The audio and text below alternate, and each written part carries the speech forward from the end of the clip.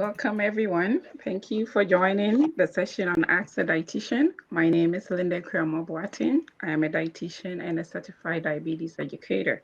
We're very excited this afternoon to hear from and engage with three registered dietitians on different well-known eating patterns: the keto or low-carb diet, intermittent fasting, and plant-based diet.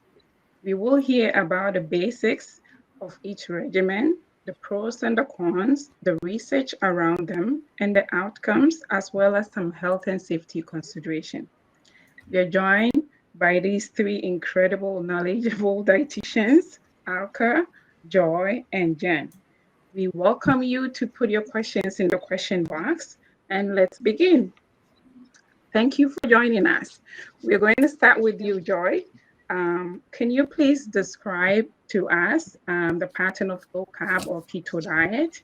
And are they one and the same, or are they different? Thank you for having me, first of all. They are actually different. I've got some notes in front of me that I'll be glancing at in the interest of time. But low carb, ketogenic or keto diets are not the same. And there's the popularized keto diet that we see on the internet and in magazines. And then there's a therapeutic ketogenic diet, which is used in things like epilepsy and was originally used in diabetes over 100 years ago. So I'm going to briefly describe what they are and what the differences are. So what makes a low carb or ketogenic diet, what it defines it, is not how much fat it has in it unless it's therapeutic, but how much carbohydrate it has. So a low carb diet is usually less than 130 grams of carbohydrate per day. Very low carb or ketogenic diet is between 20 and 50 grams of carbohydrate per day for men, and between 20 and 30 for women. That said, a keto diet and a ketogenic diet, or as I put it in my blogs, a popularized keto diet and a ketogenic diet are different things. The popularized keto diet is actually related in part to the therapeutic ketogenic diet. It's one of the types, but used in a very off-label way. The popularized keto diet is 75%, 75% fat, 15% protein, and 10% carbohydrate. The popularized ketogenic diet is very high in fat, but restricted in protein. The keto diet can be higher in protein, like 35% protein, 10% carbohydrate, and 55% fat.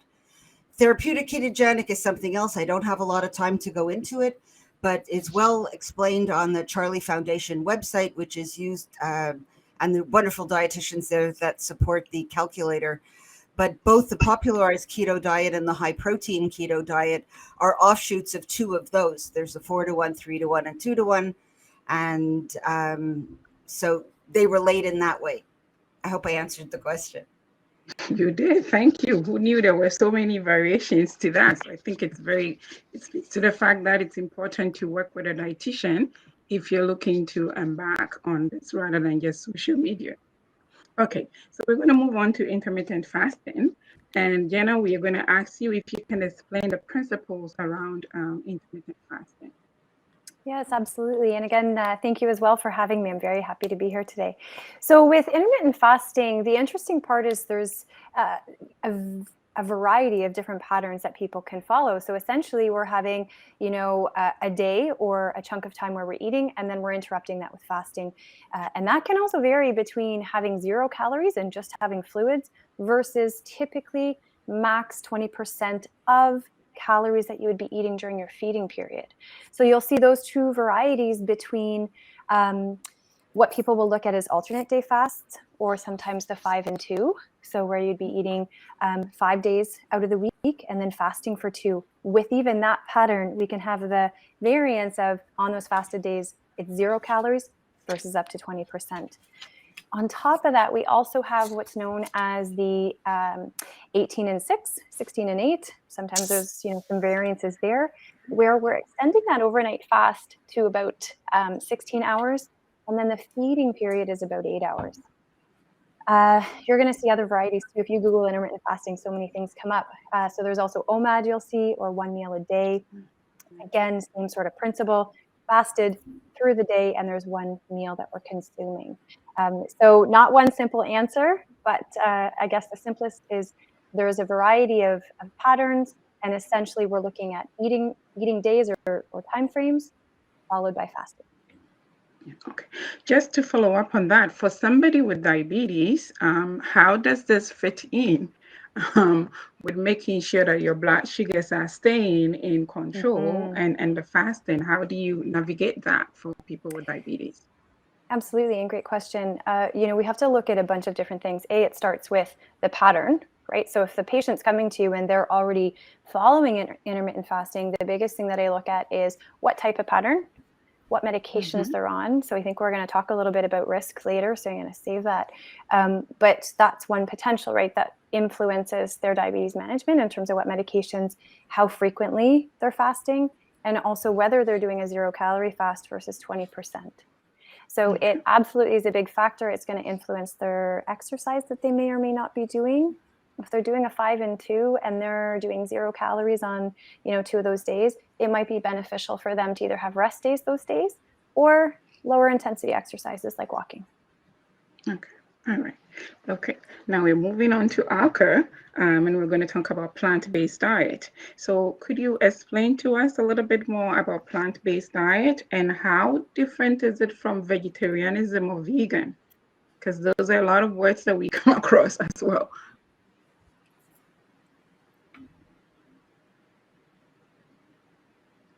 I think you're mute, Alka.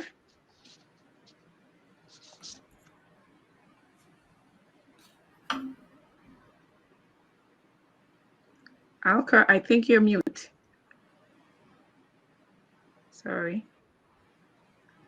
Okay, we're going to move on and then we'll come back to Alka. Okay, so Alka, can you hear us? No, okay. Let's go to Joy and we'll come to Alka. Okay, so back to the keto diet or the low carb diet, actually they're different from what you talked about. So if we come back to the keto diet, are there any long-term impact that we should be mindful of if you're engaging on a keto diet and you have diabetes? First of all, I should clarify, as you can see from my name, that I am not a CDE. And I don't treat people with type 1 diabetes or type 2 diabetes on insulin. That's stated on both of my websites. And so I don't address the issue of people on insulin. I do work with their physicians in that regard, or other dietitians who are CDEs in overseeing that. But there's really, this breaks down to 3 parts. And forgive me for looking at my notes. I want to be able to be succinct here. First of all, we know that low carb and ketogenic diets are safe. We know that both historically and clinically. Historically, ketogenic diets were used as early as 1916 by Dr. Russell Wilder in his clinic. And then he and 2 dietitians from the Mayo Clinic wrote a book called A Primer for Diabetic Patients, a brief outline of the principles of diabetic treatment, in 1921, that was used until the mid-1950s in the treatment of diabetes, type 1 and type 2. So we know it's safe. We have lots of clinical data on that it's safe. And the book is actually still available online as PDF if anyone's curious to look at it. And I've written 2 blogs under the Food for Thought tab on my low carb website where you can actually see excerpts of the book. So the other thing we know is that the American Diabetes Association preceded Diabetes Canada in implementing or accepting the use of a low carb or ketogenic diet. In October 2018, along with the European Association for the Study of Diabetes, they recognized that a low carb diet of less than 130 grams was safe, not only safe, but therapeutic for the treatment of type 2 diabetes. In December 2018, they came out with standards of medical care, which said similarly that it was not only safe, but it was very effective for lowering diabetes medications. So we have the data from American Diabetes Association in April 2019 came out with a very big consensus report on overall carbohydrate intake for individuals with diabetes, that the most evidence for improving glycemia or blood sugar was using a low carbohydrate diet. That said, I believe intermittent fasting and a plant-based diet are equally well used, and people can pick what they like. I use all three approaches in my Better by Design. I have no particular qualms about intermittent fasting is part and parcel of what I teach. So we know it's safe. The ADA addresses the issue of the amount of glucose needed for the brain. That's on my website. Not going to bore you with those details. In May 2020, Diabetes Canada released a position statement, yay, that I long awaited for, that low carbohydrate diets of less than 130 grams per day and very low carbohydrate diets of less than 50 grams a day are both safe and effective for managing weight, as well as lowering glycated hemoglobin or hemoglobin A1C with type 2 diabetes over the short term, 3 months. Unfortunately, that came out at the very time that Virta Health was posting their 2-year data. Who is Virta Health?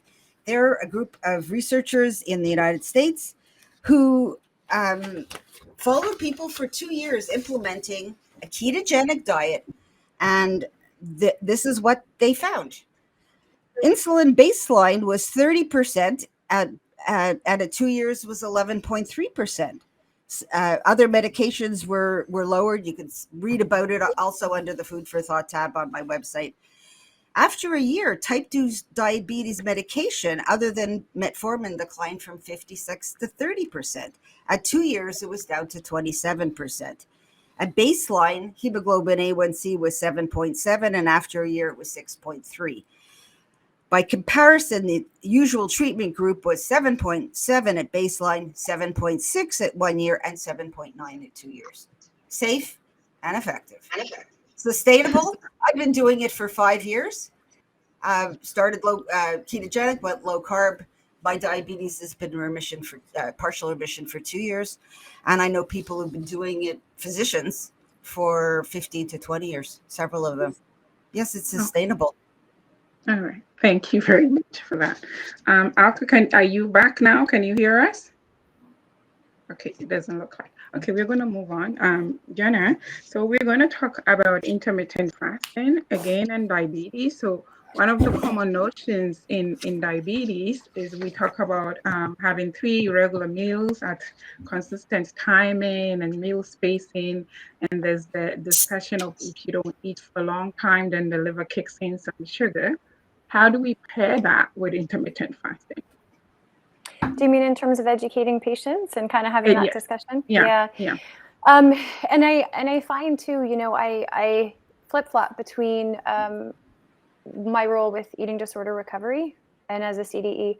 So I'm very, very cautious of discussing all of these restrictive diets, because if we're going to be frank, that's what they are. So even the evidence that we have with intermittent fasting, most of the discussion comes down to, is the evidence actually secondary in terms of improvements with A1C and fasting blood sugars, secondary to the effects of weight loss, right? So most of the studies will support that intermittent fasting, is as effective as, regular lower calorie diets and those types of structures. Some evidence with improvements depending on the study. So when I'm talking with a patient in terms of, do you want to do this? To be quite frank, I never bring it up. I focus more on normalizing foods. I talk a lot about regular eating patterns dependent on what works for that patient. And I think that's our role as educators. The best way for our patients with diabetes to succeed long-term with their management is in a way that feels doable for them. And so even if they come in asking, or if they've been told by their care provider or someone on the streets or social media, whoever, about intermittent fasting, we have the very frank discussion. Here's the evidence. Here are potential risks. Here's what you can expect on days that you're fasting or days that you're feeding. Some people, and I think Joyce sort of spoke to this, some people will also do IMF with keto. So we talk a lot about that as well, and what their budget changes are going to look like, because let's be frank, it's a heck of a lot more expensive. So even in terms of the sustainability, one of the things that we look at is it might be sustainable, it might be safe, but it might be really impractical for a patient. And so that's something else that we talk about in terms of if a patient has a family and their kids are asking, well, why are you not eating today? That's a big question to have to answer. So we have a really broad discussion, to put it really simply, and I think we have to as care providers, and it's a really important piece. Okay. All right. So back to you, Joy. One of the questions coming in from listeners is, if you have NASH with sclerosis, is it a good idea to eat extra fat, usually included in these kind of diets? And I'm guessing the person means the keto diet. I'm sorry, I didn't hear the beginning part of the question. So they're wondering if you have NASH, fatty liver disease. Oh, okay. Yeah, steatosis, and there's sclerosis. Is it a good idea to eat extra fat? Just like there's different types of low carb or ketogenic diets, we all know there's different types of fat.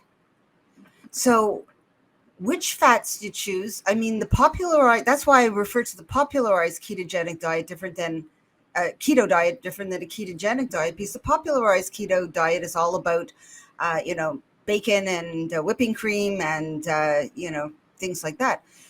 What kind of fats we use and how much fats we use, what makes a diet ketogenic is it has less than 10% or less carbohydrate.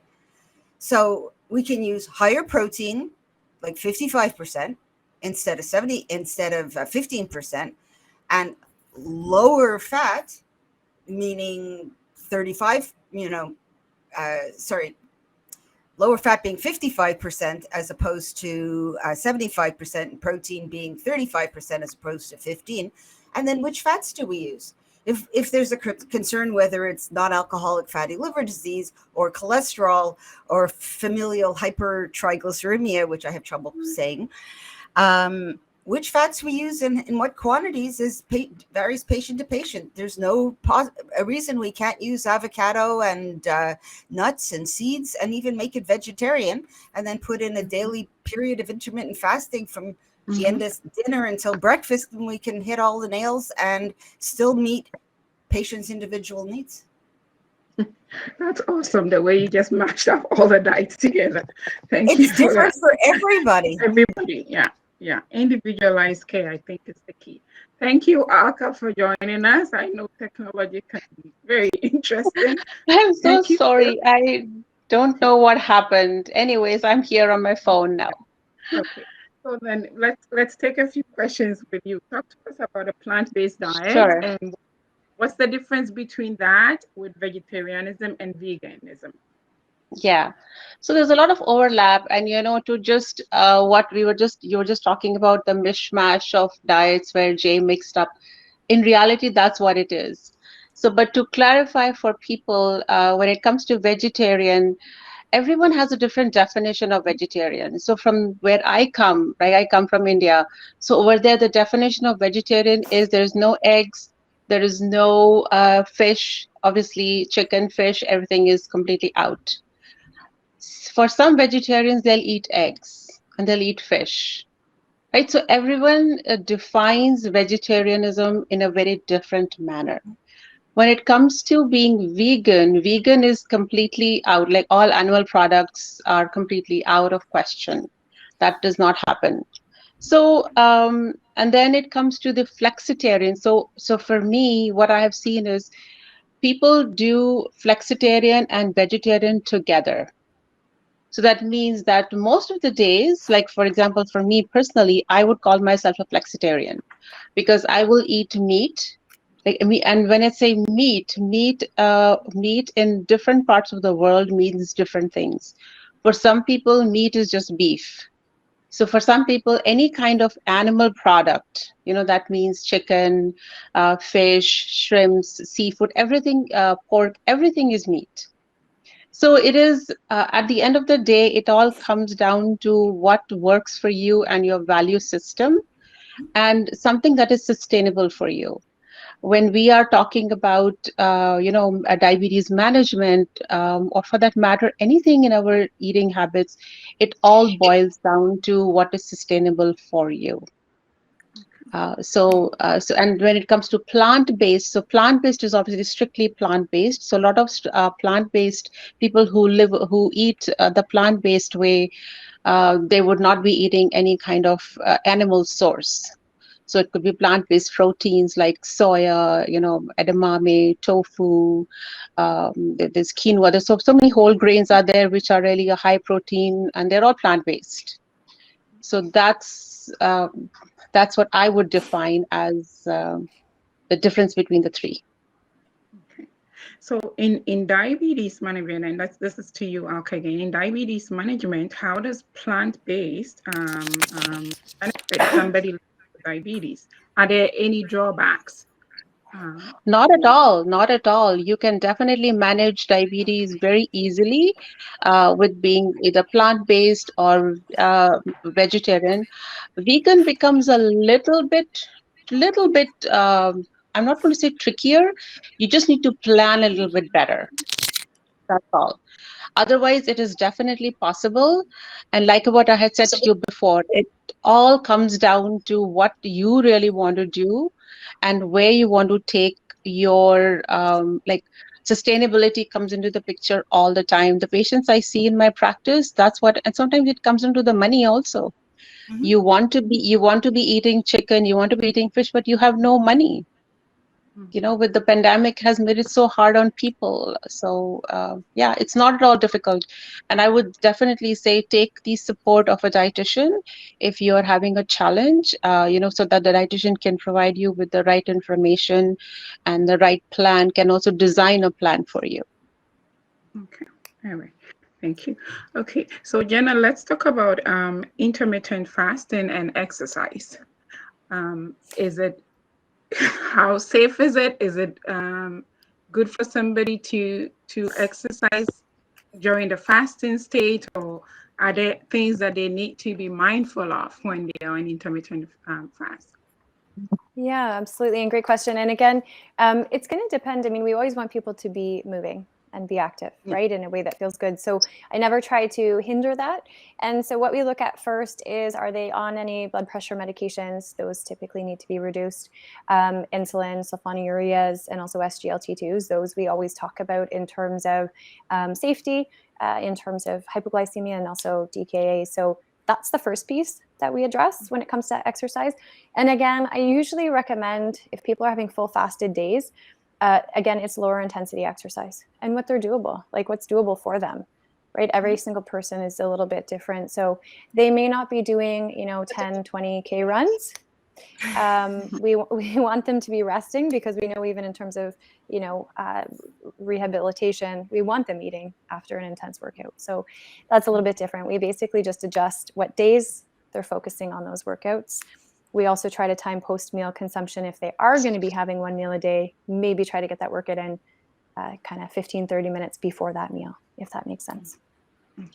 How do we ensure that somebody is getting adequate nutrient if they're eating one meal a day, or if not, how does that work? Yeah, and that's the potential risk, right? So similar to like Joey was saying with keto, is a lot of people get the impression that with intermittent fasting, it's a free-for-all when it's an eating period. And again, my eating disorder recovery side, there's no other diet I don't think out there that mimics an eating disorder in terms of eating disorder behaviors, like binge eating disorder, more than intermittent fasting in the sense of restriction and eating. So we want to be really mindful that we're explaining to them, it's a period of fasting, and it's a focus on nourishing foods for sure, plus whatever foods you need for enjoyment. And very much for that reason, trying to focus on really nutrient-dense foods. I would argue if they're at one meal a day, it's easy to get enough calories in a meal. We all know that. It's really challenging to get the right macronutrients in that meal. Micronutrients. Well, pairing the macronutrients too, depending on what their body needs are for the day, and then making sure within that they're getting enough vitamins and minerals, 100%. So the challenge is definitely real. To be quite honest, I do try to steer patients more towards kind of that 16 and 8 to start, see how they do with their life and medication management. Then if they want to start throwing in some fasting, we can tweak nutrition on the days they're feeding. So, Joy, there's a question here. One of the participants is saying that they find that there are still so many RDs in diabetes and weight loss areas of practice who are very resistant to keto diet despite the evidence. Do you have any ideas how you can get dietitians to accept this therapy and support their patients in the appropriate way? I know this sounds crazy, but I've written almost 350 referenced articles over the last 5 years. They're posted under the Food for Thought tab on the Low Carb Healthy Fat Dietitian website. They're free. There's no subscription. Many of them have between 5 and 12 references, and they're divided into categories. So you could look for things related to position papers from American Diabetes Association, Australian Diabetes Association, European, can't remember, EASD, and Diabetes Canada. And you can read what they've said and the evidence base for what they've said and have that discussion with your dietitian. A lot of people come to me because they've tired of banging their head against the wall with someone who hasn't been able to adopt to either a vegan or vegetarian approach, a intermittent fasting approach, or a low carb ketogenic approach. But as Diabetes Canada clearly said in their last publication, it's individual. We need to individualize care for where people are at. And our job, the three of us, is to support people in doing that. But there's, as I said, 350 articles, and that's separate from my own personal story, which is on the side, not even on the same thread.